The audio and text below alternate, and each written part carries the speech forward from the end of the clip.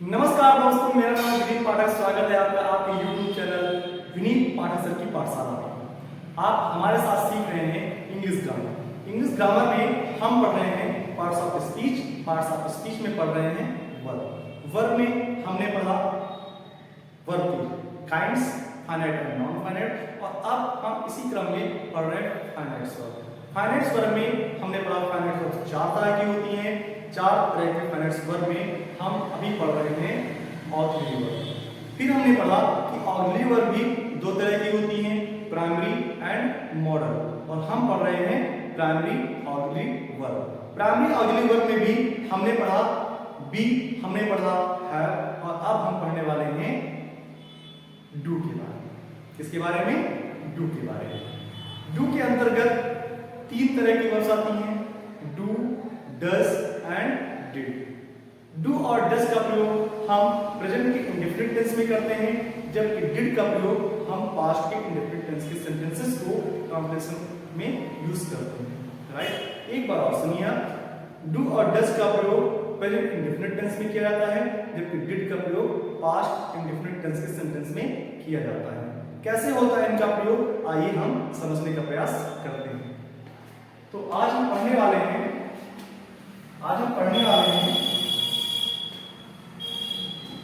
Auxiliary verb के अंतर्गत primary auxiliary में डू। टॉपिक क्या है हमारा? प्राइमरी ऑक्सिलरी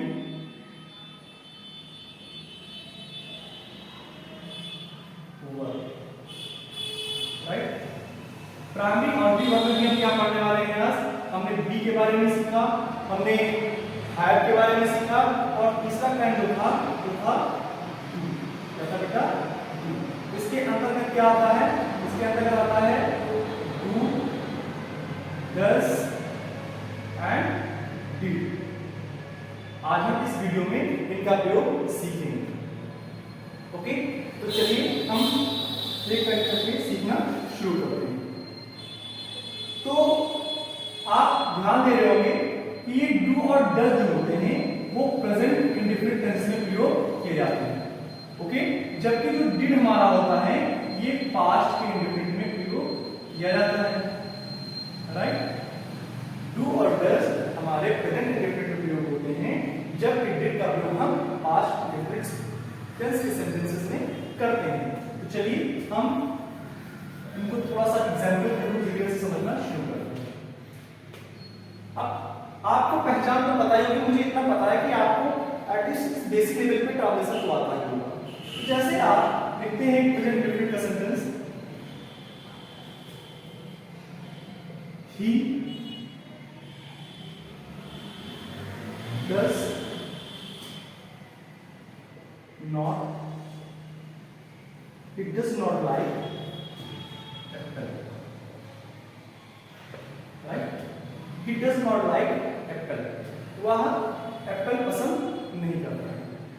देखिए, मैं आपको एक बात और बता दूं कि ये ऑक्सिलरी वर्ब है, और हेल्पिंग वर्ब डू, डज और डिड का प्रयोग हम सेंटेंस में तभी करते हैं जब सेंटेंस कैसे हो? सेंटेंस निगेटिव या इंट्रोगेटिव। राइट, सेंटेंस कैसे हो? इंट्रो या निगेटिव। अफर्मेटिव के केसेस में हम इन हेल्पिंग वर्ब्स का प्रयोग नहीं कर सकते। राइट, ये बात और ध्यान सुनिए। हम डू और डज का प्रयोग प्रेजेंट इंडेफिनिट में और पास्ट इंडेफिनिट में हम डिड का प्रयोग करते हैं, लेकिन सेंटेंस जब निगेटिव या इंट्रोगेटिव, अगर अफर्मेटिव के सेंटेंस हैं तो हम इन सहायक क्रियाओं का प्रयोग या इन हेल्पिंग वर्ब्स का प्रयोग नहीं कर सकते। Right, he does not like apple.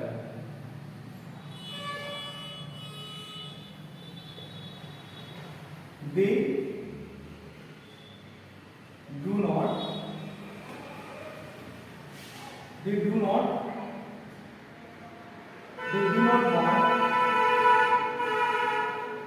go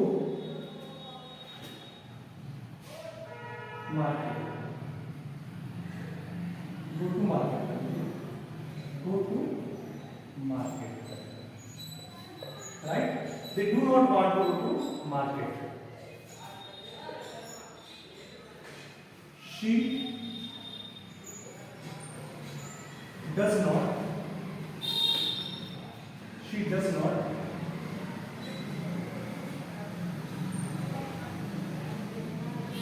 play cricket. She does not play cricket, right?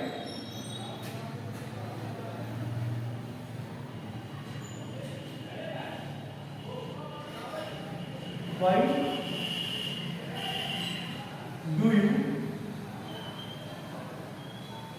like me? Why do you like me? अब ये सारे सेंटेंसेस पे आप ध्यान दीजिए बेटा। मैंने क्या कहा था? मैंने कहा था कि डू और डस का प्रयोग हम प्रेजेंट इंडेफिनिट के सेंटेंस में तब करते हैं जब हमारे सेंटेंस या तो नेगेटिव हो या फिर इंट्रोगेटिव हो। और अगर हमारे सेंटेंस प्रेजेंट इंडेफिनिट के नेगेटिव और इंट्रोगेटिव होते हैं तो डू और डस का प्रयोग हम एज अ हेल्पिंग वर्ब करते हैं, राइट? तो पहले आप देख लीजिए कि आपके गिवन जो सेंटेंसेस हैं वो प्रेजेंट इंडेफिनिट के हैं या नहीं। तो हम एक एक करके ट्रांसलेशन करना शुरू करते हैं। ध्यान दीजिएगा। He does not like apple. वह एप्पल पसंद नहीं करता। They do not want to go to market. वे बाजार नहीं जाना चाहते हैं। She does not play cricket. वह क्रिकेट नहीं खेलती है। Why do you like me? तुम मुझे क्यों पसंद करते हो? तो आप इन सारे सेंटेंस में देख रहे हैं कि अंत में क्या आ रहा है? ता है, ती है, ते है। और आपको पता है कि प्रेजेंट इंडेफिनिट टेंस के जो सेंटेंसेस होते हैं उन हिंदी वाक्यों के अंत में ता है, ती है और ते है जैसे शब्द आते हैं। तो इसी बात की पुष्टि होती है गिवन सेंटेंसेस जो है हमारे वो प्रेजेंट इंडेफिनिट टेंस में है, राइट? चलिए अब हम जो इसमें पढ़ रहे हैं मेन पर्पस तो हमारा मेन मोटिव में समझना वो है डू और डज को समझना। तो एक चीज आप हमेशा याद रखिएगा कि ही, शी, इट तथा सिंगुलर सब्जेक्ट यानी कि एक वचन कर्ता के साथ हमेशा हम डज का प्रयोग करते हैं, जबकि यू, वी, दे तथा प्लूरल सब्जेक्ट के साथ यानी कि बहुवचन कर्ता के साथ हम हेल्पिंग वर्ब डू का प्रयोग करते हैं। ओके, तो he does not like Apple. Does क्यों? क्योंकि सब्जेक्ट क्या था हमारा? सब्जेक्ट हमारा सिंगुलर नंबर है इसलिए डज का प्रयोग हुआ है, right? They do not want to go to market. They कैसा सब्जेक्ट हमारा होता है? प्लूरल सब्जेक्ट होता है। और देखिए इसके अलावा नेगेटिव सेंटेंस है ना? तो सब्जेक्ट सिंगुलर है और कैसा है सेंटेंस? नेगेटिव है, इसलिए हमने प्रेजेंट इंडेफिनिट में हेल्पिंग वर्ब किसका प्रयोग किया है? हेल्पिंग वर्ब डज का प्रयोग किया है। ओके, इसी प्रकार दूसरे सेंटेंस में देखिए सब्जेक्ट कैसा है? प्लूरल है और नॉट आ गया, इसलिए सेंटेंस कैसा है? नेगेटिव है। तो सब्जेक्ट प्लूरल है और सेंटेंस नेगेटिव है, इसलिए हमने प्रेजेंट इंडेफिनिट टेंस में किसको प्रयोग किया है? डू का प्रयोग किया है। हमारी हेल्पिंग वर्ब क्या आई है? डू आई है, राइट? इसी प्रकार नेक्स्ट सेंटेंस में देखिए she does not play cricket. वह क्रिकेट नहीं खेलती है। तो सब्जेक्ट कैसा बेटा हमारा? शी यानी कि सिंगुलर है। ओके, सिंगुलर नंबर सब्जेक्ट है। नॉट आ गया इसलिए सेंटेंस कैसा है? नेगेटिव है। प्रेजेंट इंडेफिनिट क्या है तो हम आपको पहले ही समझा चुके हैं। तो सब्जेक्ट सिंगुलर है और सेंटेंस कैसा है? नेगेटिव है, इसलिए हेल्पिंग वर्ब डज का प्रयोग किया गया है, राइट? हेल्पिंग वर्ब डज का प्रयोग किया गया है। नेक्स्ट सेंटेंस देखिए why do you like me. Why do you like me यानी कि तुम मुझे क्यों पसंद करते हो? तो व्हाई आ गया यानी कि इंट्रोगेटिव सेंटेंस हो गया। ओके, इंट्रोगेटिव सेंटेंस हो गया। इसके अलावा देखिए बेटा सब्जेक्ट कैसा है? प्लूरल है। क्या सब्जेक्ट है? प्लूरल नंबर सब्जेक्ट है। तो हमारा इंट्रोगेटिव सेंटेंस है, प्लूरल नंबर का सब्जेक्ट है, इसलिए हमने क्या किया है? हमने हेल्पिंग वर्ब डू का प्रयोग किया है। तो इस तरह से आपने देखा कि प्रेजेंट इंडेफिनिट के जो सेंटेंस होते हैं उसमें हम डू और डज को सेंटेंस के नेगेटिव या इंट्रोगेटिव होने पर एज अ हेल्पिंग वर्ब करते हैं, राइट? आशा है आपको बेहतर तरीके से प्रेजेंट इंडेफिनिट टेंस में डू और डज का प्रयोग समझ में आ गया होगा। अब हम समझने वाले हैं डिड का प्रयोग।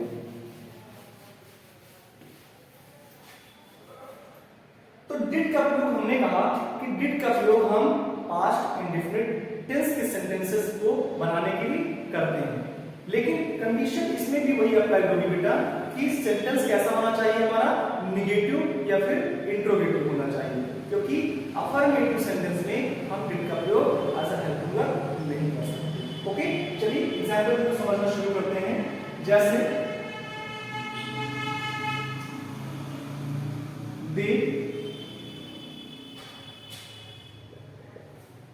did not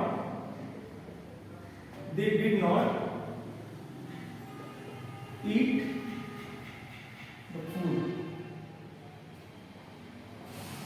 They did not eat the food. He did not play the match.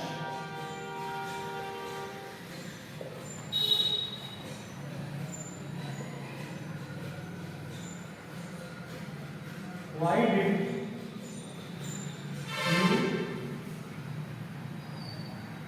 you go there?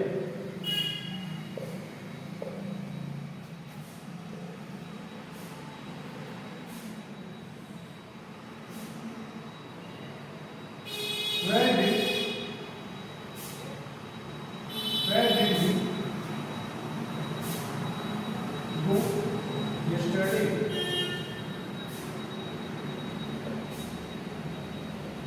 Right? देखिए सेंटेंसेस में they did not eat the food. they subject कैसा हमारा प्लूरल सब्जेक्ट, कैसा सब्जेक्ट है plural, और क्या आ गया हमारा नॉट आ गया। अच्छा, मैं बता दूं कि गिवन सेंटेंसेस जो है वो सारे पास्ट इंडेफिनिट के सेंटेंस हैं, राइट? इसलिए आप उसको लेकर कंफ्यूज मत होना, क्योंकि सब में ले लीजिए हमने डिड का प्रयोग किया है, तो ऐसे ही जान लीजिए कि आप डिड आया है तो पास्ट इंडेफिनिट टेंस के सेंटेंसेस हैं। इसलिए मैं उस पर आपका टाइम वेस्ट नहीं करूंगा, मैं उस डिड के प्रयोग को समझाने का प्रयास करूंगा। तो they did not eat the food, यानी कि उन्होंने खाना नहीं खाया। सब्जेक्ट कैसा है हमारा प्लूरल, प्लूरल सब्जेक्ट है, नॉट आ गया है कि नेगेटिव सेंटेंस। तो हमने क्या कहा था कि सेंटेंस नेगेटिव या इंट्रोगेटिव होना चाहिए और पास्ट इंडिफरेंट होना चाहिए। अगर ऐसा होता है तो डिड हमारी सहायक क्रिया के तौर पे, हेल्पिंग वर्ब के तौर पे प्रयोग की जाएगी। तो सब्जेक्ट हमारा प्लूरल है, नॉट आ गया, नेगेटिव सेंटेंस हमारा नेगेटिव है, इसलिए हमने हेल्पिंग वर्ब डिड का प्रयोग, राइट? अगला सेंटेंस देखिए, he did not play the match, यानी कि उसने मैच नहीं खेला। ओके, उसने मैच नहीं खेला। तो सब्जेक्ट कैसा है सिंगुलर। हाँ, एक बात और आप ख्याल रखिएगा, सिंगुलर नंबर प्लूरल नंबर, एक बात का ख्याल आप रखिएगा कि पास्ट इंडेफिनिट में एक बात का फायदा है कि प्रेजेंट इंडेफिनिट की भांति हमें सिंगुलर नंबर सब्जेक्ट के साथ कौन सी हेल्पिंग वर्ब लगानी है और प्लूरल नंबर के सब्जेक्ट के साथ कौन सी हेल्पिंग वर्ब लगानी है, ये दुविधा नहीं रहती है। इसमें सिर्फ और सिर्फ डिड का ही प्रयोग होता है, तो इसमें सब्जेक्ट चाहे हमारा सिंगुलर हो या प्लूरल हो, हमें इस बात से फर्क नहीं पड़ता है। हमें डिड को अप्लाई कर देना है अगर पास्ट इंडेफिनिट टेंस का सेंटेंस है और नेगेटिव या फिर इंट्रोगेटिव, राइट? इसलिए आपको थोड़ा सा इस मामले में इजी हो जाएगा। नॉट आ गया अर्थात सेंटेंस कैसा है नेगेटिव है, इसलिए हमें हेल्पिंग वर्ब के तौर पे डिड का प्रयोग करना होगा। अगले सेंटेंस देखिए, वाई आ गया क्योंकि WH वर्ड है, यानी कि इंट्रोगेटिव वर्ड है, और यहाँ पर आपको ये इतनी बात काफी है समझ लाने के लिए कि भैया हमारा सेंटेंस इंट्रोगेटिव में लास्ट में क्वेश्चन मार्क आया है और शुरू में WH वर्ड आया है वाई। ओके, तो इसलिए हमें कंफर्म हो गया कि हेल्पिंग वर्ब अप्लाई है, हेल्पिंग वर्ब लगी है। तो सेंटेंस कैसा है आपको पहले से पता है कि पास्ट इंडेफिनिट है, तो इसलिए हेल्पिंग वर्ब क्या आएगी हमारी, राइट?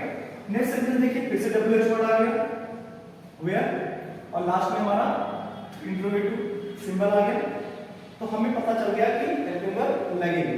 और सेंटेंस कैसा है पास्ट इंडेफिनिट, क्यों ट्रांसलेट करके लिख दीजिए, where did he go yesterday, यानी कि वो कल कहां गया था, राइट? वह कल कहां गया, तो हेल्पिंग वर्ब हमारी डिड का प्रयोग इसलिए, राइट? तो आशा है आपको डू, डस और डिड का प्रयोग बेहतर तरीके से समझ में आ गया होगा। इसी प्रकार से हमारे साथ कंटिन्यूअसली सीखने के लिए, बेहतर तरीके से लर्न करने के लिए, जुड़े रहने के लिए अभी और अभी हमारे YouTube का चैनल सब्सक्राइब कर लीजिए और बेल आइकन दबाना बिल्कुल मत भूलिएगा, ताकि लगातार आप इसी प्रकार से हमारे वीडियोस को देख सकें और उनका नोटिफिकेशन आपको मोबाइल फोन में प्राप्त हो सके और आप अच्छे से हमारे साथ बेहतर तरीके से लर्न कर सकें। बहुत बहुत